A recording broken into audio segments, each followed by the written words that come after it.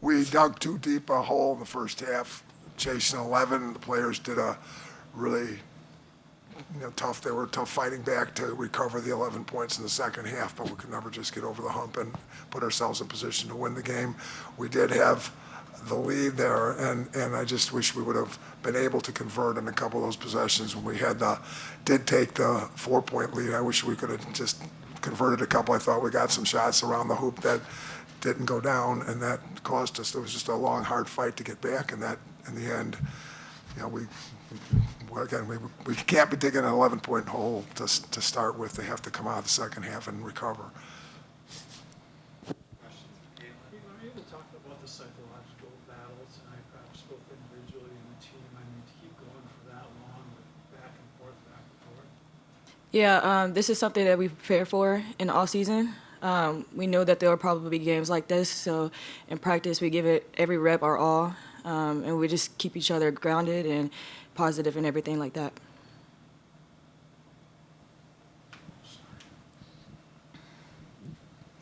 You guys forced 23 turnovers and had 12 steals. What was the key in making that happen? Just our will to win, our will to play defense and get stops. Anything else for Katlyn? Thank you. Thank you, guys.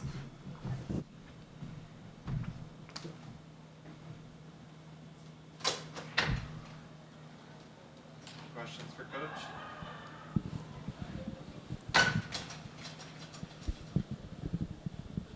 Coach, are you able to talk about, well, first of all, start off, could you talk a little bit about Maggie Dixon?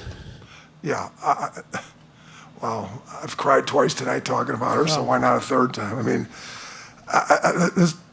the story is a long and winding-winded story, and I think you've heard it, but she walked into our life from California, drove over here asking for a job, and we ended up hiring her after she, it just became a great assistant coach, and she fought her way up from the ground up. She started as a starving artist position, which means you're a grad assistant for about $8,000, and she had to wait tables downtown at an Italian restaurant and all that, and she battled her way into becoming, as fate would have it, 2 coaches left. We have a pretty stable staff, and we don't lose people and turn people over often.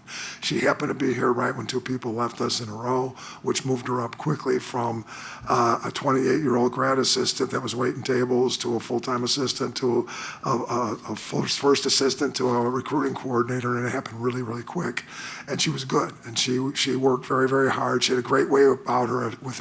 She was great with people. She was this person that made every group of people, or a kind of group of people that she interacted with, feel like they were the only people on the earth. And she related well to people her own age and females her own age, guys her age, guys who were 80, guys who were 50. I mean, she just was one of those people that just was a magnet, a charismatic, magnetic person.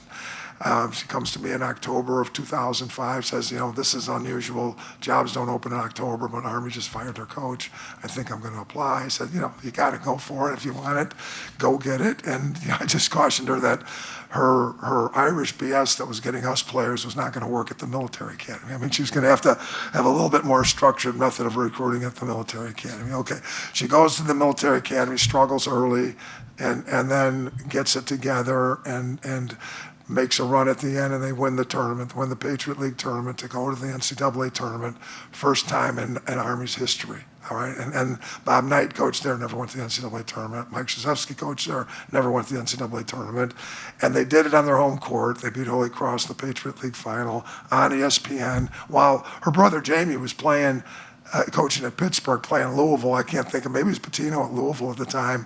A Louisville-Pittsburgh game was going on national television with Jamie coaching it when it came across the wire that Army did what Army did. And because it was a military academy, and because you did get carried off the floor by the cadets, it did catch a national news deal right away. So here she comes, and she's in the NCAA tournament. Tennessee, Candace Parker actually dunked in the game. They got beat in the first round. That was our first Sweet 16.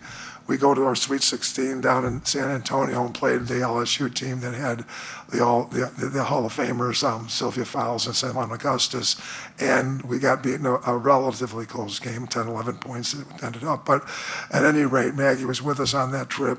Final Fours in Boston. We go to Boston. She's at the Final Four and making plans for next year and everything. And then, we were actually out together the night before she went home on the Sunday night at the Final Four. And then the next morning she said, I've had enough of this Final Four stuff. Final Fours can do that to you. You just wake up one morning and say, I'm out of here. She drove back, went back home and having tea with one of her friends and dropped dead of a large heart. And I didn't believe it when I first heard it. And then I immediately got on a plane from Boston down to Westchester County Hospital where she was.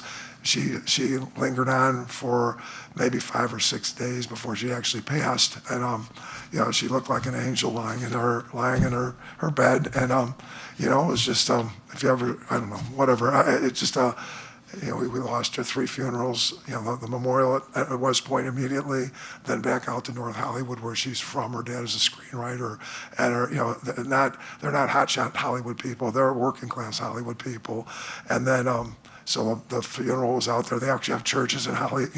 You hear Hollywood, you think of all the glitz, and there's actually working class people, the electricians and the carpenters in Hollywood, and all the people that do the work out there are in North Hollywood where she lived, and just another mass out there, and then back for a final burial at West Point. She's one of 3 civilians buried with Ernie Davis, Doc Blanchard, Ernie Davis, and Maggie Dixon, and that was the 3rd memorial, and it was just a crushing loss. So, we've tried to keep it alive. Jamie had a tournament or a tournament going in Madison Square Gardens, sponsored or covered by ESPN, and that kind of went by the wayside. We had our tournament here. The tournament does no more, so we want to at least dedicate a game every year to Maggie and just try to keep her memory alive because she was a special, big-hearted woman and just a great young woman in our program. West Point had her for 6 months. The world thinks this is a West Point woman, but she was with us 6 years. She was at West Point 6 months, and she practiced with us every day.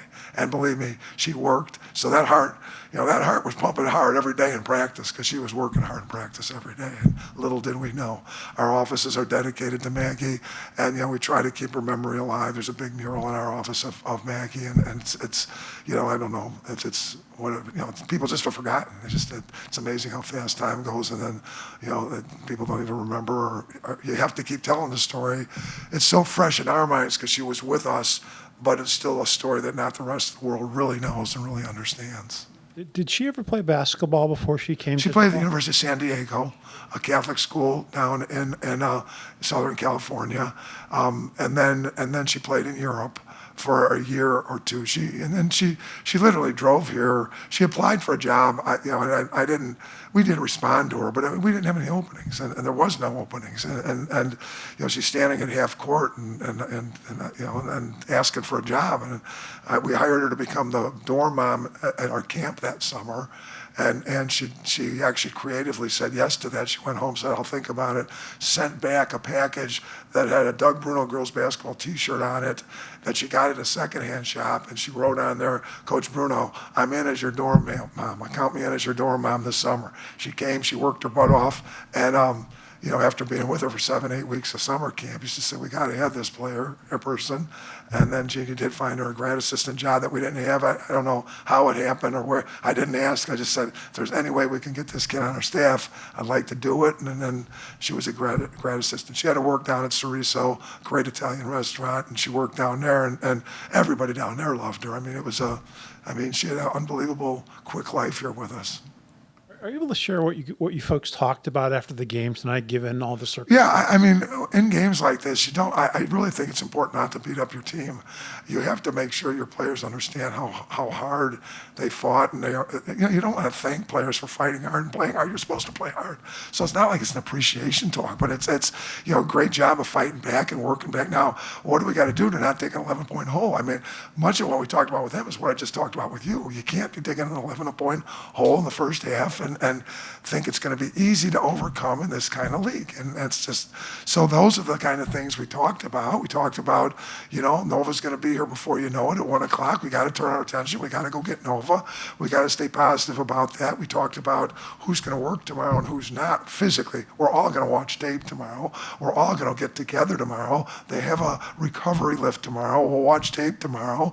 Only 4 or 5 of the players, the 4 that didn't play tonight, and Charlize will actually work out tomorrow. The rest of the players won't physically. They got to rest tomorrow because this took a lot out of them, and we're coming back at 1 o'clock on Sunday. So we talked about all that, and then how we got to just keep your heads up and keep fighting and keep trying to pull this together. And what stinks about it always is you just want the result for your team. You don't want just to be able to say how hard you fought back. You want to have fought back and gotten the result, and we didn't do that. So those are the things we talked about, pretty much at the same level of tone that you're hearing from me right now. There was not screaming and hollering or anything like that, but I just, you just have to. We talked about it being Founders Day today. The Vincentians, Brother Mark's over there, so I got to make sure that this is the day the Vincentians were founded. So today is Vincentian Founders Day. So I don't know where St. Vinny was tonight in overtime helping us, but at any rate, that's all St. Vinny. Yeah, okay. But at any rate, that's some of the things we talked about in there.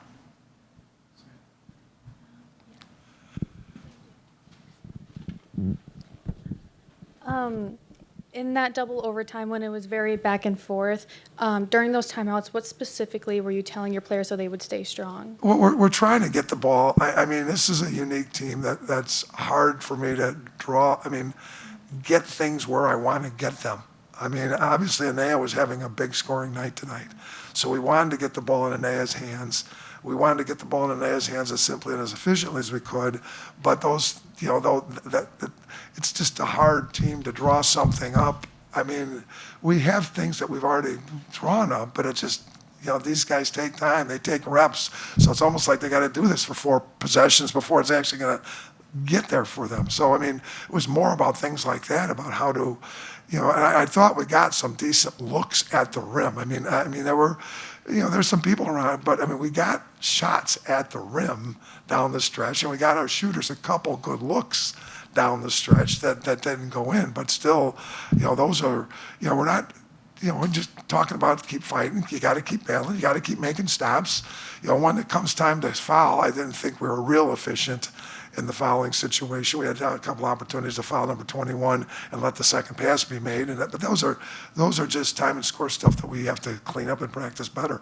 But the second half timeouts were how to keep them running offense efficiently that was going to get us something and still try to scratch where it itches, which means get the ball in the players that are going to have the best chance to score. So we were trying to do those kinds of things. But again, this isn't a team where I can start taking a board out and start drawing things. We have things that we can run and we have things that we can do, so we're trying to get into those things. But even trying to get into them sometimes takes us a couple possessions after the timeout for them to actually get where they're supposed to be to try to do what we're trying to do. So, I mean, that's a little bit about what we're talking about. You have to make those stops now down the stretch too. And we went very tight with our bench in the second half. We tightened the bench up. I ran a lot of people a long time in the second half, and I just felt like that they were the group that brought us back. And I just didn't feel like we could really. We were still chasing, even though we were recovering the score. We were still chasing the score. Don't forget, in the third, I think we cut it to 4. I think we cut it to 7. Then it went back to 11, and then we had to recut it to 7. Before we got the final thrust at them, so I didn't use a lot of players off the bench much in the second half. And I think that probably did hurt us, but when I did use people off the bench in the first half, it hurt us. So you can say it hurt us by not using players, but I can also make an argument that it kind of hurt us when we did use some players. So I was just trying to get it all together to pull out a score, and we didn't get it done. Thanks, everybody.